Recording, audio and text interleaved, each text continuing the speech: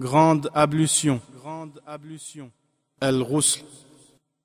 Le ghusl désigne les grandes ablutions, c'est-à-dire le lavage du corps en entier. Afin d'être en état de pureté avant la prière, un musulman doit accomplir al-wudu, communément appelé petites ablutions. Cependant, dans certains cas, les grandes ablutions, ou ghusl, doivent être accomplies obligatoirement. Cela concerne les cas suivants. Premièrement, après une relation intime ou une éjaculation en état d'éveil ou de sommeil suite à un rêve. Deuxièmement, après un cycle menstruel complet ou après les lochis pour les femmes.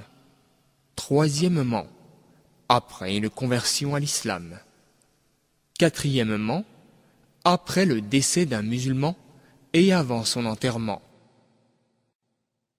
Le ghusl est aussi recommandé dans les cas suivants, mais sans être obligatoire. Premièrement, le jour de la prière du vendredi.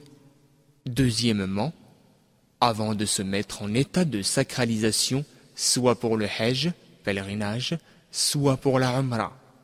Troisièmement, en entrant à la Mecque et le jour de la station à Arafat. Quatrièmement, après avoir lavé un mort. Pour le ghusl, on procède comme suit.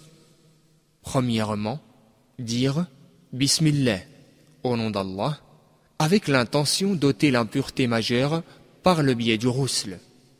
Deuxièmement, se laver les mains jusqu'aux poignets 3 fois. Troisièmement, se laver les parties intimes et les alentours énergiquement. Quatrièmement, accomplir les petites ablutions wudu. Ici, la personne a le choix de se laver les pieds au cours de son wudu ou de les laver à la fin du ghusl. Cinquièmement, passer les doigts humides sur les cheveux. Sixièmement, verser de l'eau sur la tête et la laver avec les oreilles 3 fois. Les femmes ne sont pas obligées de dénouer leurs nattes, il leur est seulement ordonné de verser une poignée d'eau sur leurs cheveux en les frottant sans les dénouer.